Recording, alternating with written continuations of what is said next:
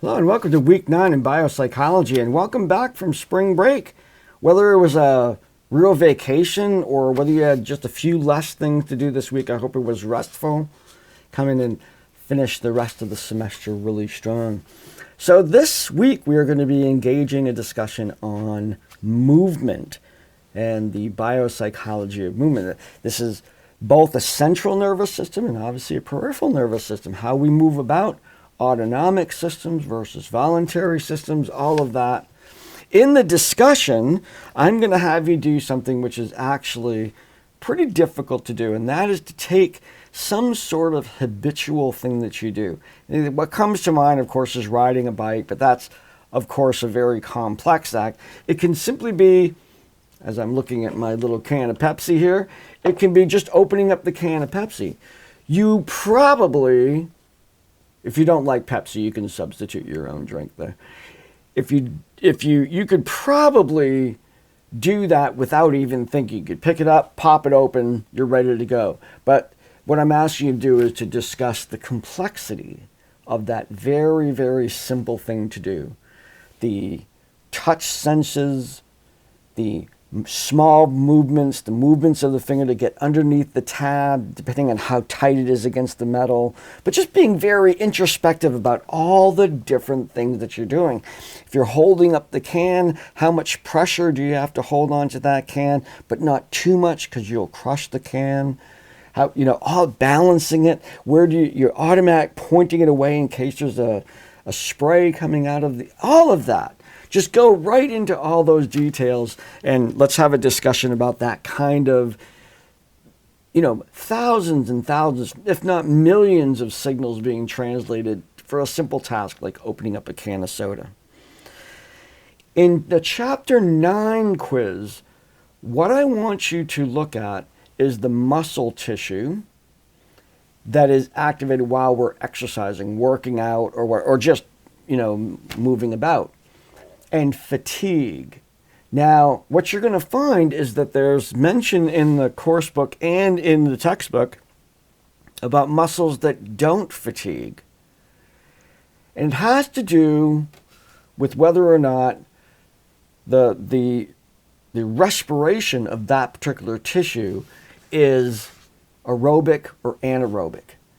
And aerobic and anaerobic also relate to types of exercises. So there are aerobic exercises and there are anaerobic exercises. And I want you to do a little bit of diving deep into that particular topic for this quiz.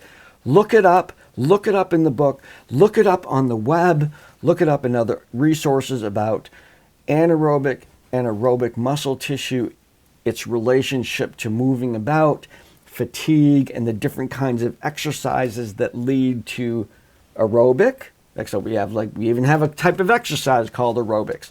And then anaerobic type exercises and how those actually are different. So that would be a great quiz question. Now the lab for this particular chapter that I selected is reaction time. And it's using kind of a classic thing.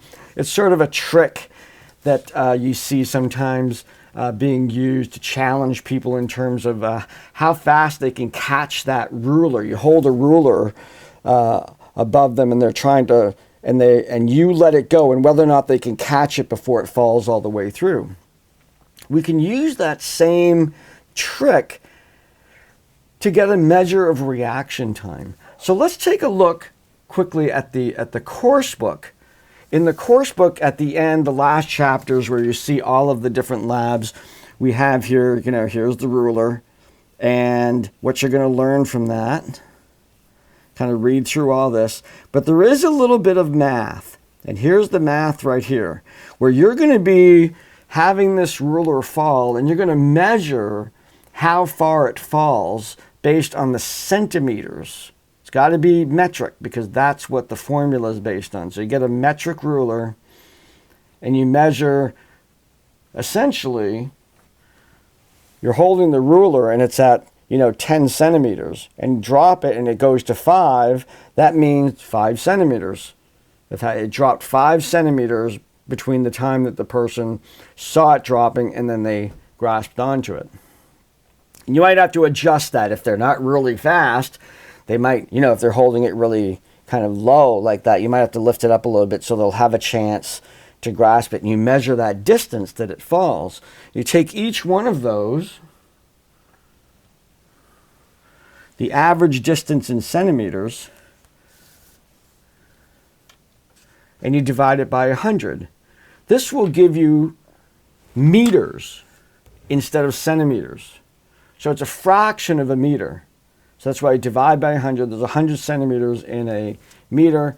Divide by that, and then you enter that information into this formula. And what this formula does, it's 2 times the distance. And the 2 is because it's dimensional. It's up-down dimension. You actually multiply it by 2. If it was a 3-dimensional thing, you'd multiply it by 3. But this is not a 3-dimensional thing. Just one dimension, up and down, times the distance in meters, divided by the rate of acceleration of gravity, 9.81 meters per second.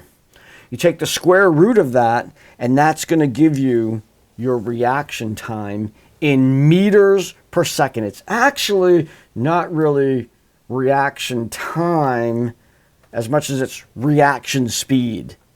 It'll tell you in meters per second how fast your reaction time was. Then to get the actual speed, we'd have to measure from your eye to the processing in your brain to your spinal cord to your hand to grasp, and then calculate exactly how fast did that occur based on the meters per second. How many meters in there? So anyway, there's a little bit of math. You have to use metric centimeters to measure how far the ruler dropped at the acceleration of gravity, and then measure that multiple times, multiple people, to kind of get sort of a playful estimate of reaction speed.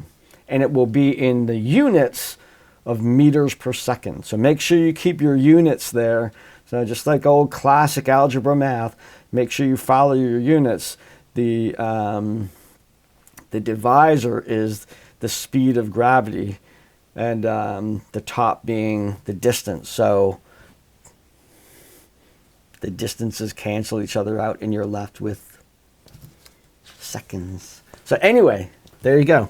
So that's how you do that particular lab, and I look forward to seeing that. I am, as I speak, I'm still pretty far behind in some of the grading, but I'm going to be working on some of that tonight.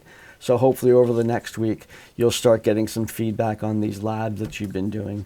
And in fact, I guarantee you will. So look forward to those, and look forward to seeing your work in the discussion boards this week. Welcome back.